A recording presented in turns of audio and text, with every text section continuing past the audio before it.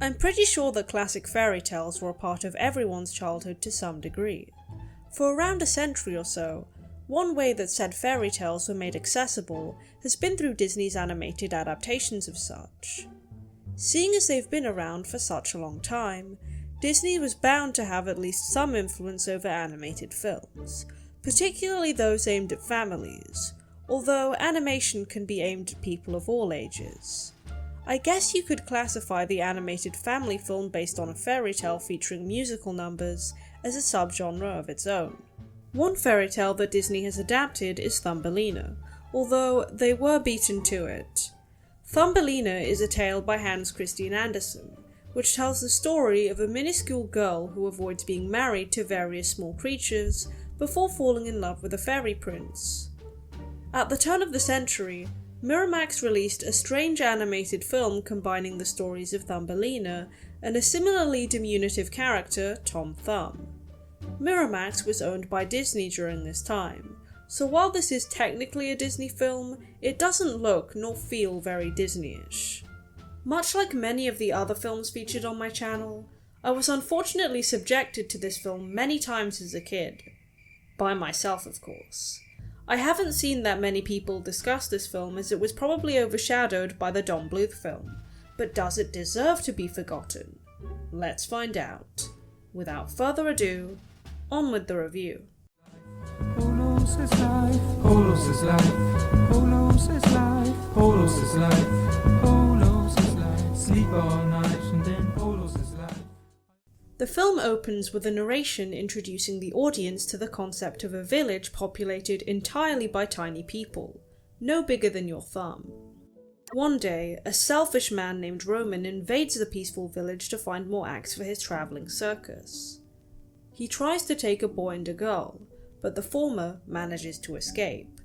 I wonder who those two children were. Surely they had nothing to do with the titular characters. This kind of character design reminds me of the toad from Flushed Away. Just me? The film cuts to a now grown-up Thumbelina being woken up by Roman to perform in one last show for that night. Thumbelina is voiced by Jennifer Love Hewitt, who I probably know best from things like I Know What You Did Last Summer and Ghost Whisperer. We see Roman use an insult towards the performers that will continuously come up as the film goes on, leading me to think that it's hinting at the main conflict of the film. If you rejects put half as much energy into the show as you do your downtime, I want to see a chipper bunch of rejects smiling ear to ear. Not to mention reams of rejects. Pretty mean, I'd say. During her act, we see some pretty standard circus acts, like animal tricks and some trapeze from Thumbelina. Our minuscule protagonist and her simian friend even reference King Kong. It's implied that Roman is more than verbally mistreating his performers, as the ape is so hungry that he mistakes a man's hand for a bunch of bananas, leading to starvation as a punishment. Not very bright, this Roman fellow, eh? Thumbelina notes that there are people in the world that share characteristics with the other performers, whereas she has never met anyone else like herself, leading to our first musical number. For Thumbelina to love. Oh my god, bro. Oh, hell no, man. What the fuck, man? Seriously though, the vocals here are pretty decent, and while this wasn't the first song I thought back to while remembering this movie, that'll come later, I remembered it instantly when rewatching this for this video. Anyone else getting Reflection from Mulan vibes here? I wasn't expecting Thumbelina to be a mezzo-soprano given her size and all, so that also came as a nice surprise. I mean, this song is low enough for me to sing it. There's no one anywhere in this world like me. No one. Nice use of irony there, movie. I bet you were all wondering when the other little person mentioned in this movie's title was gonna show up. Well, There he is. Tom Thumb attempts to fix his foster father, Ben's truck, and while he does succeed, he makes a little bit of a fool of himself in the process. Our little guy is voiced by Elijah Wood, who I best know from The Lord of the Rings, of course, and Ben is voiced by Robert Guillaume, who voiced Rafiki in The Lion King and played the titular role in Webber's The Phantom of the Opera. Ben and Tom are shown to have a close and healthy dynamic, a stark contrast to Thumbelina's cold and unloving upbringing in the circus. On that note, the performers draw straws on who should tell Roman to feed the monkey, and naturally, Thumbelina loses by default. I always lose this stupid game. Predictably, Roman doesn't take this very well.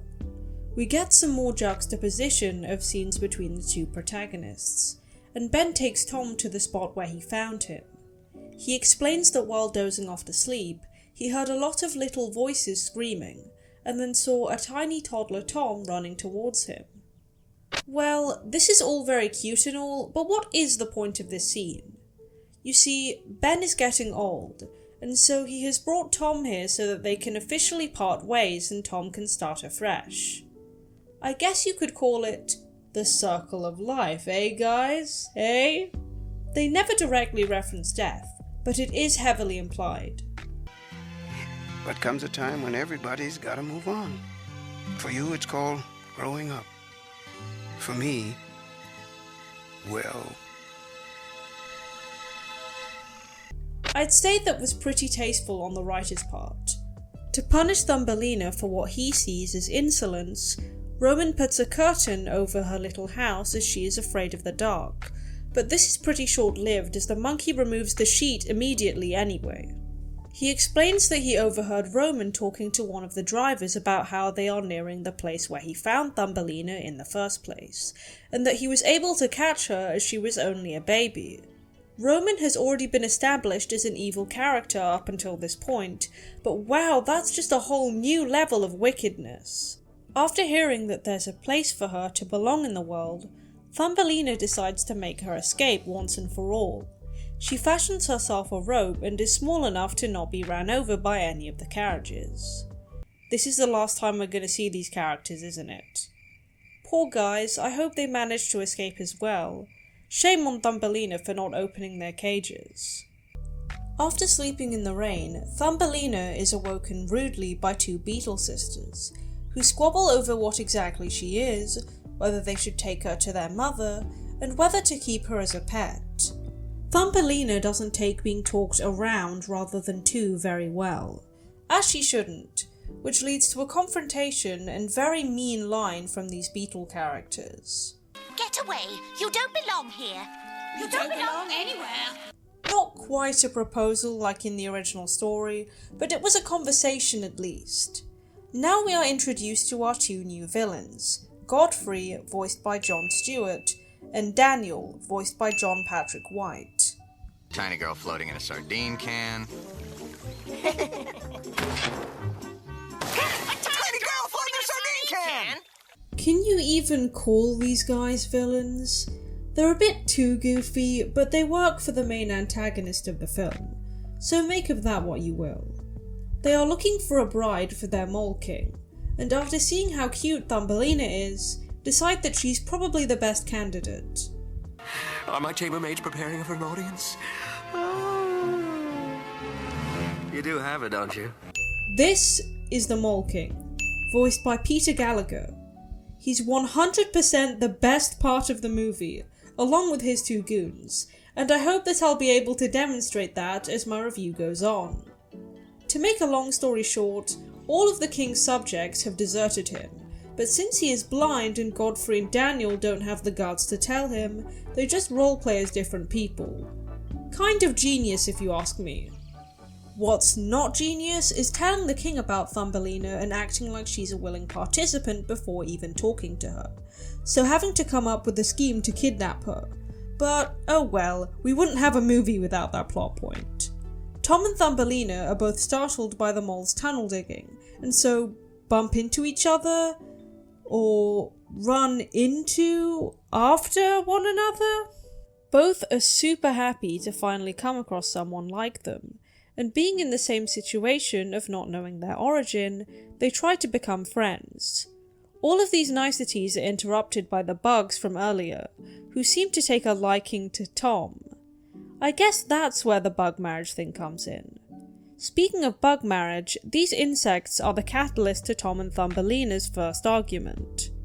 And my name's silly? Tell me, Tom, Thumb, do you think all little people are as short as you? Hey. No picking on our short kings, okay? It's not right. It's not like Tom is significantly shorter than Thumbelina anyway, but maybe the smallest difference still matters when you're that tiny. I feel like they could have exaggerated the height difference a little more given that this film is animated. I guess I'll say goodbye then. Fine, that's just how I want it too. To be honest, that felt a bit contrived, but it does make sense for Thumbelina to be emotionally reactive given her situation. Just as these two are about to make up, Thumbelina conveniently gets kidnapped by the moles. I mean, how did Tom not hear any of this? Thumbelina wasn't expecting being forced to marry a mole king who needs to attend anger management classes to be on her bucket list of things to do while looking for her home, so she tries to put him off, but this doesn't really seem to work much. I know all the words to Auld Lang Syne, and I know what they mean. I can perform the tenor and baritone parts in the ring cycle simultaneously. Okay, even if he is gross, that is pretty impressive. I couldn't understand what he was saying here as a kid because he was talking a bit too fast for me at the time, but now that I actually get the references, this is pretty funny. Is it just me, or have we not had a musical number for a while? Welcome to my home! Welcome to my home! Not gonna lie, he kinda ate with that song. This is the scene that has always come to mind whenever I have thought of this film. I used to wake up at 4 AM because I heard it in a dream and I needed to look up whether this film actually existed or not. Meanwhile, Tom is harassed by the bugs. They find Thumbelina's shoe, which stirs Tom's feelings for her, but they are attacked by an off-screen assailant. While the moles are looking for a hole for Thumbelina to live in, she finds a sparrow named Albertine, originally a swallow in Andersen's story, being kept prisoner with the intention of turning her into a quiche. Although she never learned to fly, the threat of being turned into a delicious pastry encourages Albertine to learn quickly. Just as they seem to liberate themselves, Thumbelina is taken away by the same mysterious figure as before, although she manages to save Albertine. It turns out that they've been taken by some nerd who wants to study them, although Thumbelina hatches a plan to escape once again. Geez, this movie is a lot of being captured and escaping, isn't it? But I suppose the source material is too. Thumbelina manages to knock the kid out by getting him to breathe in a bunch of ether with the old come closer trick. She also frees all of the other animals that the kid was keeping captive. So what about her friends from the circus, huh? I'm not letting that go. We then meet Leola Mouse, voiced by Yvette Freeman, who wants to hold a party to celebrate her captured friend's newfound freedom. A new character that's significant to the plot is being introduced 46 minutes into a 72-minute long movie, but there you go. Scared for their necks, Daniel and Godfrey scramble to find Thumbelina. Leola gives Thumbelina a makeover for the party and... Oh my god! What is that? I'm sorry, but it's giving Louise Miller from Teen Witch. I get that the early 2000s were really known for having heavy hits and heavy misses when it comes to fashion, but there's no excuse for this. You are my dream. And you're a big part of mine. But I can't stop until the dream I've dreamed for so long is complete. Can this movie get any more cheesy? There's sweet and then there's sickly. Let's dial it back a bit, okay? Unfortunately, they actually doubled down on this because we get another musical number, which is probably the weakest song in this film in my opinion. 1, 2, cha-cha-cha on this beautiful day.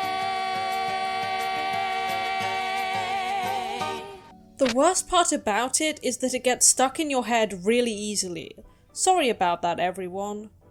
Albertine gets flying lessons from the bugs, but just as Thumbelina and Tom are about to kiss, Tom is apprehended by the moles who intimidate the party guests until they fall back into the hole. Although he has actually escaped, the Mole King lies that he is holding Tom hostage and threatens to kill him if Thumbelina doesn't marry him. Of course, she agrees, being the noble woman she is. As all of this is going down, Godfrey and Daniel begin blocking off all of the exits to the lair, making it impossible for Thumbelina to escape. The drama of this movie! Speaking of drama, Leola reveals to the others that she knows another secret passage into the Mole King's lair, leading the others to question as to how she knows this information. I used to date the guy, okay? When I was young, I was lonely. Alright? I wish we got a spin-off, or at least some more information about this. It sounds like it could be really entertaining. Albertine agrees to take Tom and Leola on a rocky journey to the secret entrance, and Tom forms a plan to rescue Thumbelina. He may be a fascist, but he's our fascist. Part of me wants to say I can't believe that they wrote this, but at this point into the movie I really can believe it. I can't even hold it against them, this is gold! Tom objects to the wedding, so the Mole King finds out about his lack of population. Thumbelina even gives him a monocle for good measure. Mirroring the King Kong circus scene from earlier, the king takes Thumbelina, resulting in a chase scene through the tunnels. Tom knocks the monocle off of the king's face, smashing it, unleashing his rage. He's so angry his eyes even turn red. What are we gonna see next? A Hulk Mole King? Tom holds Godfrey and Daniel at needlepoint, so they agree to dig straight up to a cliffside. The couple jump right off the edge, knowing that Albertine and Leola will be there to catch them. But in his rage, the Mole King digs right through the side of the cliff to his death, causing a succession crisis between Godfrey and Daniel. Come on, Skinny! Hey, Skinny Bone, give me that! Hey, that's my ground. I'm the king. Can these two just get a break? I get that they were cowardly, but still. Albertine flies through the waterfall from earlier and lands right where Tom and Thumbelina have been wanting to go this entire time, a village of little people. Our heroes' real names are revealed, Princess Maya and Prince Horace. Maya is from the story, but Horace? So cheesy.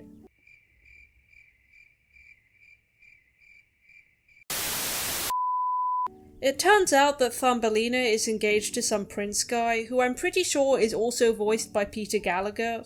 My darling, I know this is all so very, very sudden. Look at this dude.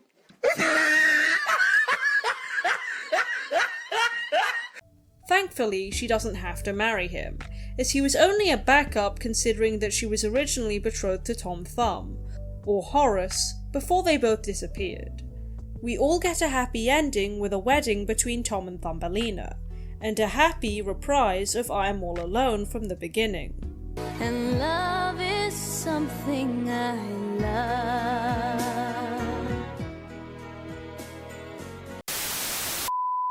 So, what's up with this movie? The reviews seem pretty mixed overall, and I noticed that quite a few people really liked the movie or at least thought it was decent on IMDb. This may be the nostalgia talking, but I think it's pretty cute and innocuous. In terms of the plot, there are a few parts that feel a little rushed or glossed over. Fast-forwarded, if you will. A big example of this is Tom and Thumbelina's relationship. They're saying stuff like this. Oh no, I have to go after her.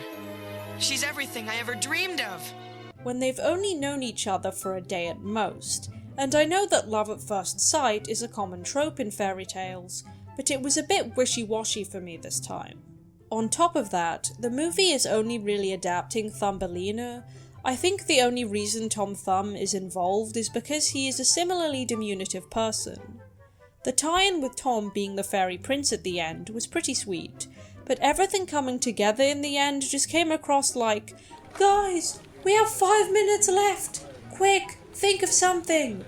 Again, hasty in terms of storytelling. The musical numbers are kind of a mixed bag, but I did like I Am All Alone and Welcome to My Hole.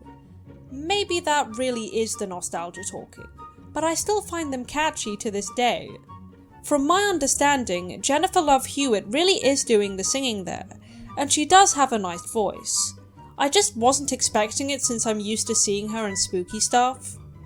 Animation-wise, well, it's not what really comes to mind when you think of a Disney film.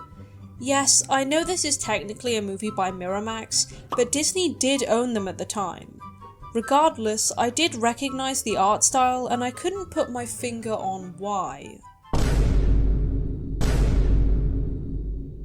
Ah, that would explain it. The Adventures of Tom Thumb and Thumbelina was co-produced by Miramax Entertainment and Hyperion Pictures, the latter of which did some other works that are owned by Disney.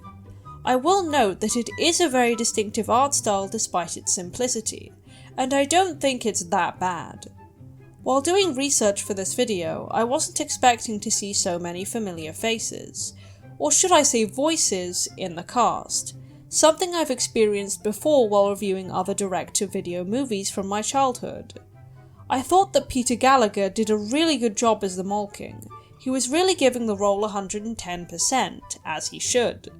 Now, I can't really talk about this movie without discussing the Don Bluth adaptation from 1994. Would I recommend one over the other? It really depends on what you're looking for.